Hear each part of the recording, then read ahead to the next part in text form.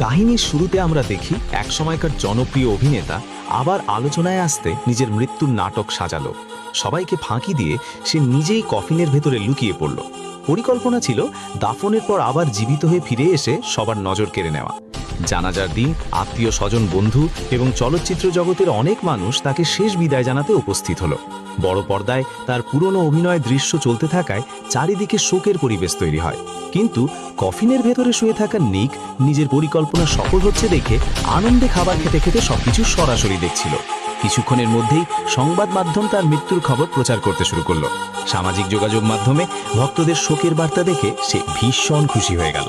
এছাড়া তার কফিনের মধ্যে কোনো কাজ না থাকায় সে নিজের ফ্রি টাইমে ব্যাট অন গেমে ফিফা ওয়ার্ল্ড কাপ সিজনে নিজের জ্ঞান দিয়ে অনেক টাকাও জিতে নেয়।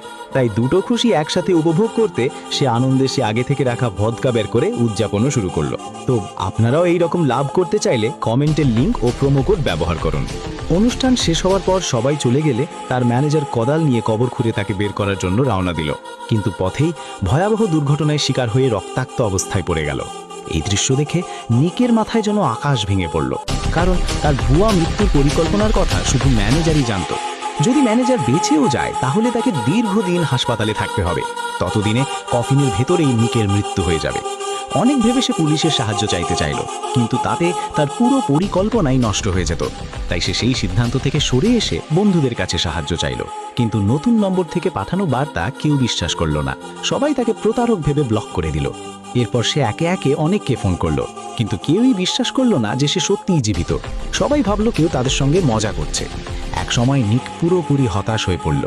তখন তার মনে পড়ল নিজের নারী সহকারীর কথা। সে জানতো মেয়েটি তাকে অনেক পছন্দ করে, তাই হয়তো তার কথা বিশ্বাস করবে। এই আশা নিয়ে সে ফোন করলো, কিন্তু সেও বিষয়টিকে মজা ভেবে উড়িয়ে দিল। শেষ চেষ্টা হিসেবে নিক তাকে ভিডিও কল করলো। ভিডিও কলে নিককে দেখে নারী সহকারী ভয়ে চিৎকার করে উঠল। সে ভেবেছিল নিক মৃত অবস্থায় আবার ফিরে এসেছে। পরে নিক পুরো ঘটনা খুলে বলতেই সে সবকিছু বিশ্বাস করলো। তারপর দ্রুত কবরস্থানে গিয়ে তাকে উদ্ধার করার প্রতিশ্রুতি দিল। এতে নিক স্বস্তির নিঃশ্বাস ফেলল। অবশেষে কেউ একজন তার কথা বিশ্বাস করেছে ভেবে সে আনন্দে আবার মদের বোতল খুলে বড় এক চুমুক দিল। তারপর সহকারীর অপেক্ষায় বসে রইল। কিন্তু অনেক সময় পেরিয়ে গেলেও কেউ এলো না।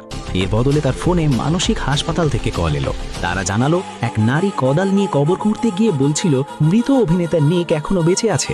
নিরাপত্তারক্ষীরা তাকে আটক করে হাসপাতালে পাঠিয়েছে। নিক অনেক বুঝিয়ে সত্যি কথাই বলল, কিন্তু নার্সও তাকে মানসিক রোগী নেবে ফোন কেটে দিল। শেষ আশাটুকুও ভেঙে যাওয়ায় নিক পুরোপুরি হতাশ হয়ে পড়ল। এরপর গল্পে জানা যায় এই বিপদের জন্য নিক নিজেই দায়ী। এক সময় সে ছিল জনপ্রিয় তারকা। খ্যাতির অহংকারে সহ অভিনেত্রীদের সঙ্গে খারাপ আচরণ করত।